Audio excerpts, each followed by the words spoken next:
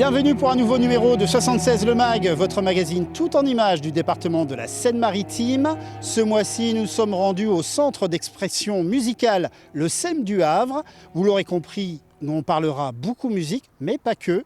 Je vous propose tout de suite de regarder le sommaire de votre magazine.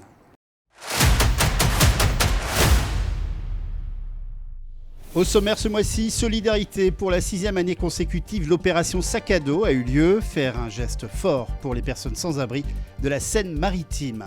Rencontre avec un talent d'ici, pas comme les autres, Nathan Legendre, futur ingénieur, il est aussi champion d'Europe de billard à l'âge de 20 ans.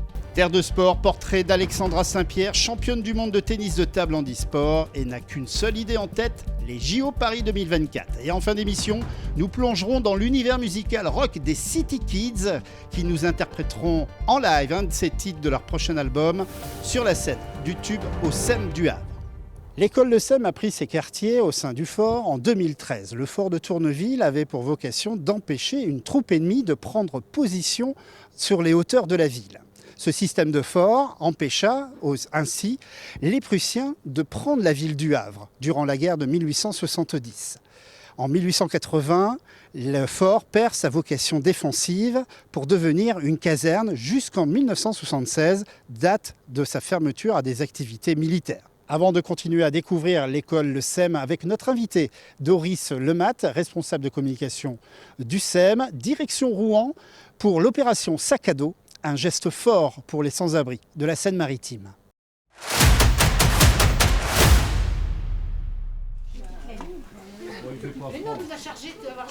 Un geste fort pour les sans-abri et un sac pour survivre à l'hiver. C'est tout le réseau AEDMR 76 qui s'est mobilisé pour la 6e année consécutive pour le projet Sac à dos au sein du département de la Seine-Maritime. Au total, plus de 250 sacs ont été confectionnés grâce à la générosité des particuliers et ils seront distribués par les bénévoles des SAMU sociaux. Alors, nous avons 4 kits. Le kit chaleur qui comporte un manteau, pantalon, pull, chaussettes, gants, bonnet, écharpe, paire de chaussures.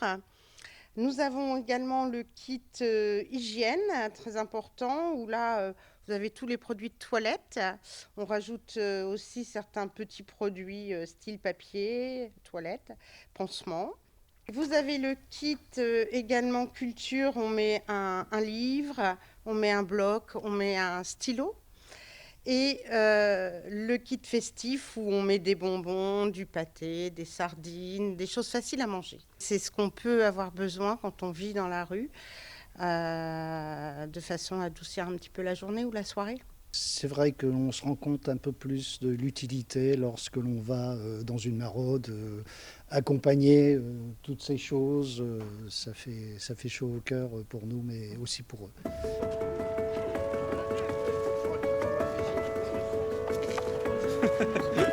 Ça serait bien. Voilà. T'as un petit peu de tout dedans. Ouais, là, c'est un papier. Merci. Voilà. Alors, t'as plein de choses dedans, hein. Plein de choses dedans, Oui, ouais. même les serviettes hygiéniques. Ouais, mais c'est pas grave, ça sert quand Tiens, même. ma cocotte. Ça sert, tu sais. Ça va aller pour repartir avec? Oui.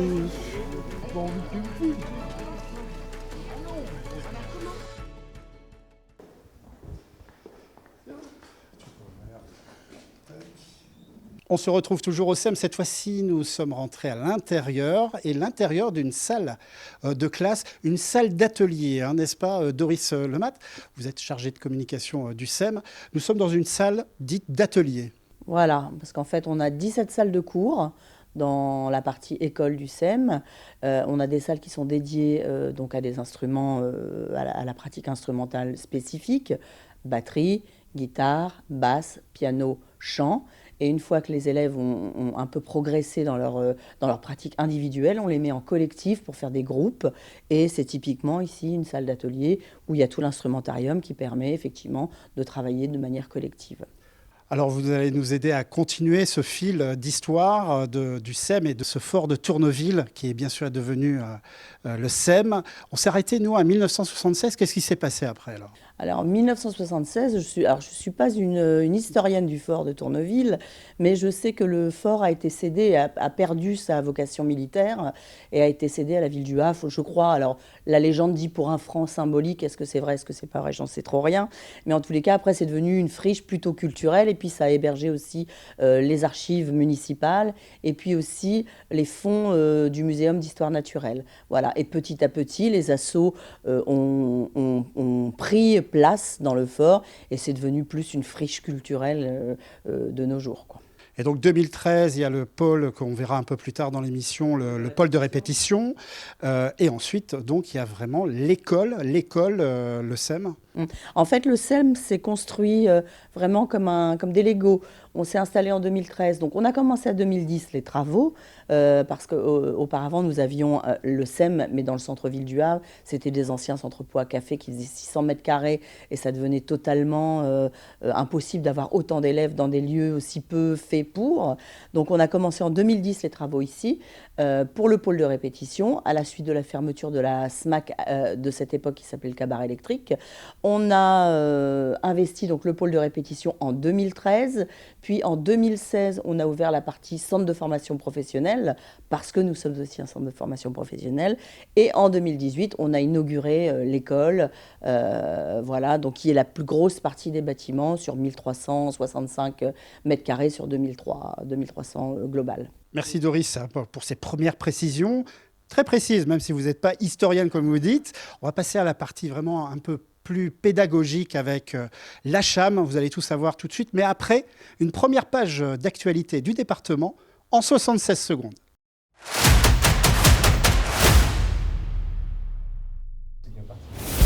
Bertrand Bélanger, président du département de la Seine-Maritime, Alain Basile, président du syndicat mixte de promotion de l'activité Transmanche et Jean-Claude Charlot, directeur de la DFDS Seaways, étaient aux côtés des salariés de la ligne Transmanche Dieppe-Newhaven pour une visite de navire Côte d'Albâtre dans le cadre du renouvellement de contrats de délégation de service public acté en novembre dernier. Durant cette visite, les futurs aménagements pour les 2 navires transmanche ont été présentés aux élus et à la presse. Nous sommes très heureux d'avoir pu renouveler cette délégation de service public pour les 5 années qui viennent, avec une liaison transmanche modernisée, bien renouvelée, permettre d'assurer ce lien avec l'Angleterre. Nous y sommes attachés, notre territoire, l'économie de la Seine-Maritime est particulièrement attachée à cette ligne. Le 11 janvier s'est tenue la séance d'investiture du conseil départemental des collégiens, un conseil qui est une assemblée départementale version junior avec des conseillers collégiens élus pour un mandat de 2 ans à raison d'un conseiller titulaire et d'un conseiller suppléant par collège, soit 53 binômes. L'objectif du conseil départemental des collégiens 2022-2024 sera de monter des projets novateurs en lien avec les compétences du département, avec, en fil rouge de la mandature, les Jeux Olympiques de Paris 2024. Bertrand Bélanger, président du département de la Seine-Maritime, Chantal Cotreau, vice-présidente du département en charge des collèges et de la réussite éducative, et Cécile Sinopatrie, vice-présidente du département en charge de la transition écologique, de la ruralité, de l'agriculture et de l'alimentation, se sont rendus au collège Émile Chartier de Darnétal pour assister à une présentation des travaux de rénovation énergétique menés dans l'établissement. Depuis novembre dernier, le département a engagé d'importants travaux de rénovation énergétique au sein du collège concernant les toitures de l'ensemble des bâtiments composant l'établissement. Les moyens qui ont été mis en place, ça a été d'enlever l'ancien complexe et de repartir sur une solution composée d'un pare-vapeur que nous pouvons voir ici. Ensuite d'un isolant PU de 160 pour avoir une bonne résistance thermique. Ensuite d'une première couche d'étanchéité, suivie d'une deuxième couche d'étanchéité et d'une protection par les gravillons.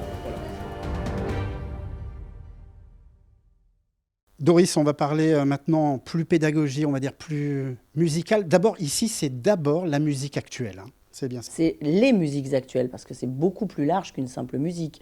En fait, on appelle musiques actuelles toutes les musiques qui sont amplifiées. Alors ça va du rock au blues, en passant par le jazz, l'électro, le rap. Enfin, c'est toutes les musiques actuelles et donc les musiques amplifiées.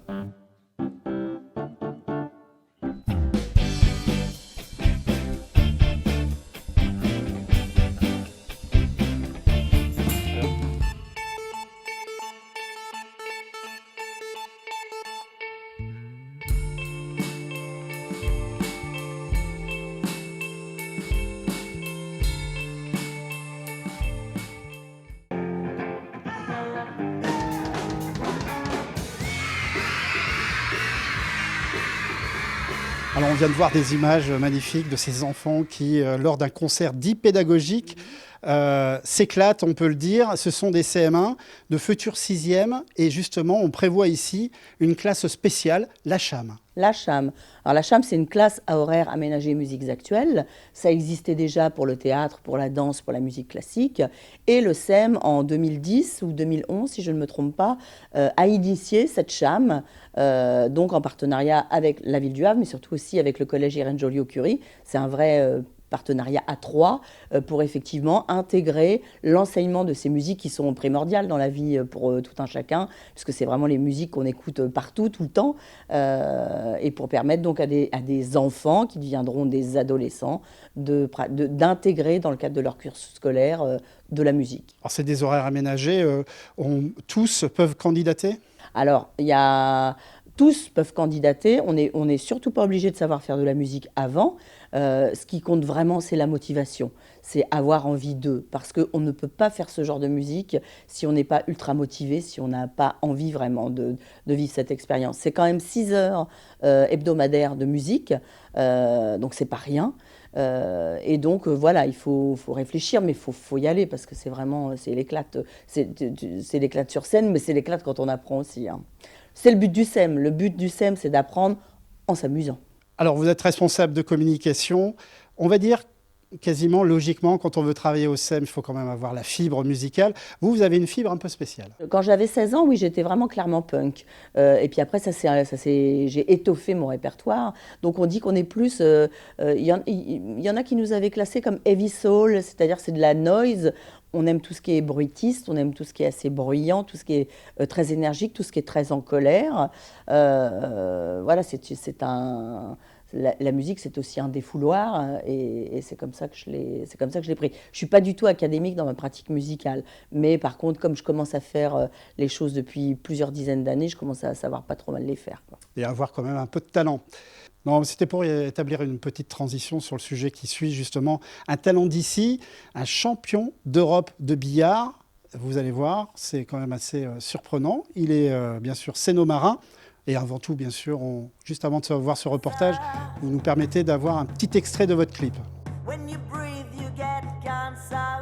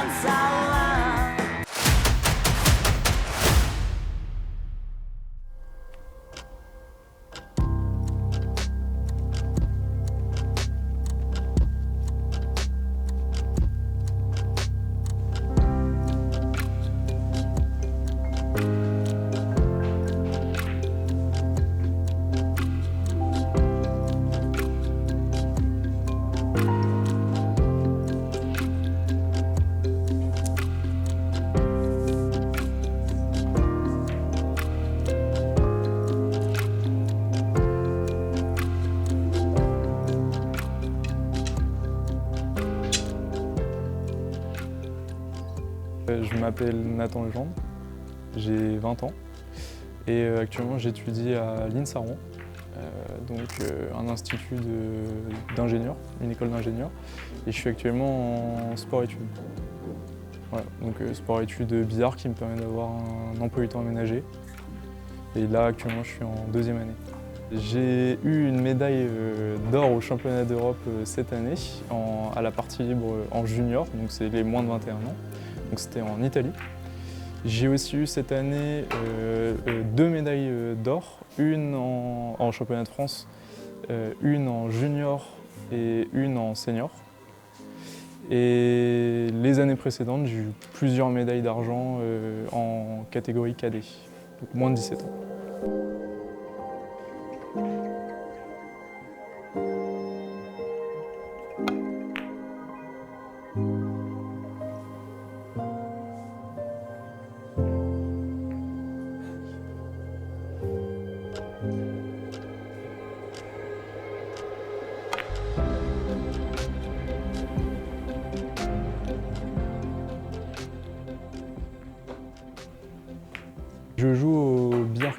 français depuis maintenant 9 ans. J'ai commencé au club de Rouen et j'y suis encore. Donc c'est un club avec pas mal de joueurs qui m'a permis d'évoluer assez rapidement avec de la formation et pas mal de stages avec des très bons joueurs qui m'a permis de progresser et d'atteindre ce niveau. Je suis responsable de la formation, donc je gère tout le côté organisation de stages, école de billard et aussi je donne des cours au sein du club. Donc je forme des joueurs débutants pour leur permettre d'atteindre un meilleur niveau.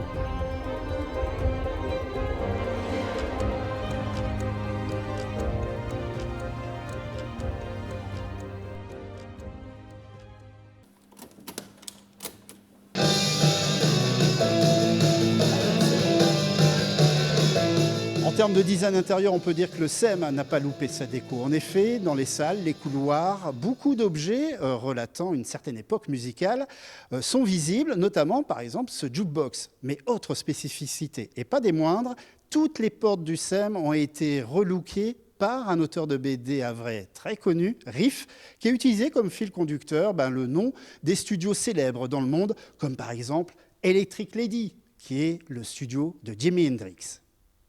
Nous sommes ici au pôle de répétition du SEM qui possède 6 studios de répétition équipés, accessibles à tous les musiciens de la région. On peut le réserver pour 1 heure ou plus. Autre discipline, autre ambiance, je vous propose d'aller à la rencontre d'une championne cénomarine, Alexandra Saint-Pierre, championne du monde en titre de tennis de table handisport.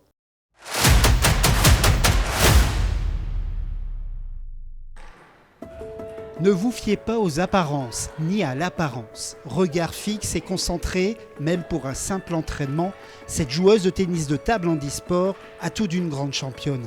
Elle l'a déjà prouvé il y a quelques semaines en devenant championne du monde. Et pour que le rêve continue, les échauffements sont appliqués pour qu'un entraînement produise l'effet escompté pour toujours aller plus loin. Ça permet d'éviter les blessures et d'arriver déjà à la table avec un rythme cardiaque un petit peu élevé et d'éviter de se blesser quand on va jouer. Les valides, ils vont plus courir, échauffer toutes les articulations. Alors moi, les jambes, on les échauffe pas, mais on va échauffer tout ce qui est les membres inférieurs, les épaules, les coudes, les poignets. Ça va être aussi des mouvements de tronc, des choses comme ça. À un moment donné, pour m'aider dans ma reconstruction, mon médecin me disait ce serait bien que tu reprennes une activité sportive. Et le tennis de table, c'est un sport que je connaissais déjà et que j'avais apprécié dans mon enfance. Et je me suis dit pourquoi pas retourner au tennis de table. Et j'ai franchi la porte d'un club. C'est un sport où il y a plein de diversité, il faut toujours s'adapter, c'est pas monotone, il y a plein d'effets différents, des matériaux différents. Et puis c'est aussi un jeu de stratégie parce qu'il faut aller trouver le point faible de son adversaire et continuer d'aller là où il a ses faiblesses. Le revers, je travaille beaucoup et quand on est en fauteuil au tennis de table, on est face à la table et on joue les 3/4 des balles en revers. Donc c'est vrai que c'est plus naturel de jouer en revers que de jouer en coup droit. Quand tu es là, tu n'es pas obligé de toujours la accélérer, tu peux la ralentir. Comme je joue souvent en fauteuil, je sais ce que c'est de jouer en fauteuil. C'est très très dur. Il faut être très rapide, il faut être vif, il faut coordonner le bras gauche avec la raquette. On sait que le tennis de table, on a très peu de temps. Donc voilà, mais elle a des belles qualités. Mais il y a encore beaucoup de choses à travailler. Pour celle qui a commencé cette discipline en 2019, Alexandra Saint-Pierre rêve de Jeux Olympiques chez elle en France, à Paris, en 2024. C'est le Graal pour un sportif, c'est la compétition de référence que tout sportif souhaite de faire et de ramener une médaille de ces Jeux, ramener la médaille d'or. Ramener la médaille d'or et jouer aussi les joueuses chinoises parce que je ne les ai pas encore jouées et que normalement la numéro 1 dans ma catégorie est une joueuse chinoise. Ce qui est sûr, c'est qu'Alexandra Saint-Pierre ne lâchera rien pour accomplir son rêve olympique.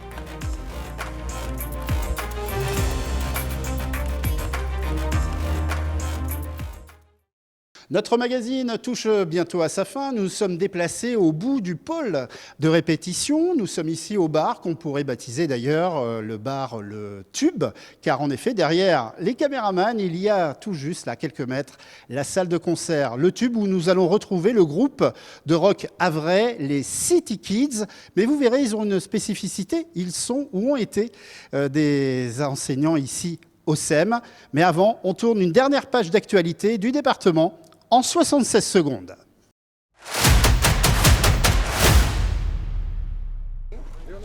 Le 24 janvier, la maison départementale des sports a été inaugurée. Afin de renforcer l'offre sportive et de développer les synergies, la maison des sports permet d'accueillir les comités départementaux dans des locaux adaptés et mutualisés et situés à proximité du service des sports de la collectivité. 5 comités ont déjà rejoint la maison départementale des sports. Le 27 janvier a eu lieu les premières rencontres départementales pour la prévention et la protection de l'enfance en présence de Charlotte Cobel, secrétaire d'État auprès de la Première ministre chargée de l'enfance. Ces rencontres visent à dresser un bilan et à définir des axes d'amélioration avec 3 sujets prioritaires: la prévention, la protection et l'accompagnement à la sortie. En Seine-Maritime, plus de 7000 enfants bénéficient de mesures, dont plus de 4000 sont placés auprès d'assistants familiaux ou établissements comme celui de Biorel. On le voit, ici on fait du sur-mesure, on fait de la dentelle et on s'appuie sur plusieurs dispositifs pour permettre à chaque jeune d'avancer à son rythme en fonction de ses forces et de ses vulnérabilités. Voilà. Donc, c'est évidemment une magnifique synergie, animée certes par un département et une association très porteuse, mais qu'il faut continuer à développer sur le territoire. Connex 76 a franchi le cap du 50 millième client en fibre optique sur le réseau très haut débit de Seine-Maritime numérique. Le 24 janvier, un point d'étape a été fait à Saint-Marc sur le réseau fibre déployé par la Seine-Maritime numérique qui prend en charge la construction des réseaux en fibre optique pour accorder progressivement 240 000 foyers d'ici la fin d'année 2023.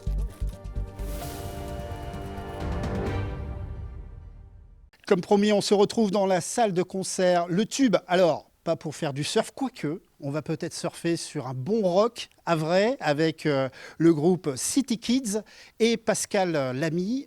Vous êtes non pas le leader, bien sûr des membres du groupe City Kids. Avant de parler du groupe, d'abord, la salle, elle est spécifique. Nous sommes dans une ancienne...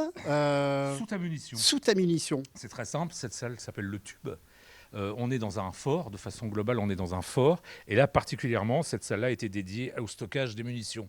Donc, quand le projet du SEM a été conçu, c'était évident que pour faire une salle de concert où il peut y avoir des décibels et des murs, il y a des murs de 2,50 m, c'était presque idéal. On a rajouté quand même un peu d'acoustique. Il y a un gros traitement acoustique qui a été fait, qui rend ce lieu tout à fait appréciable des musiciens.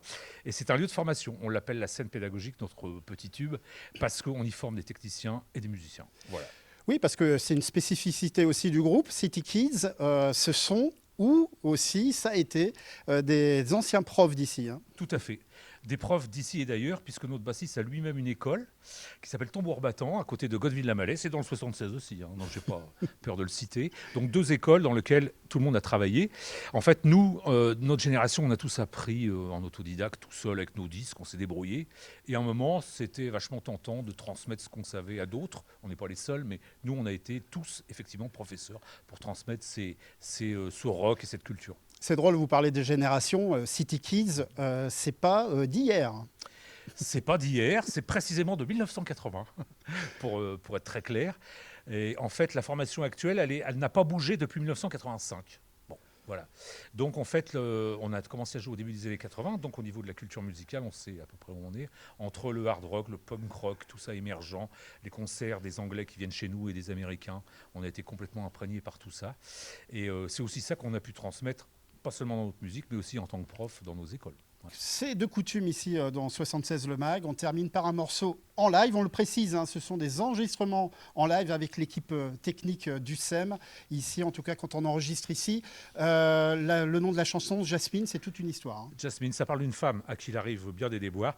Et le sujet des femmes par les temps qui courent, c'est un sujet quand même assez fort. Et c'est la première fois, je crois, qu'on parle du sujet de la femme à ce point-là dans une chanson. Ouais. Eh bien, merci beaucoup Pascal Lamy et puis le groupe City Kids qui vont se produire tout de suite. Un petit extrait en live, on vous le rappelle. Vous pouvez retrouver le clip en entier avec un sujet un peu plus complet dans Culture Mix qui sort une fois par mois.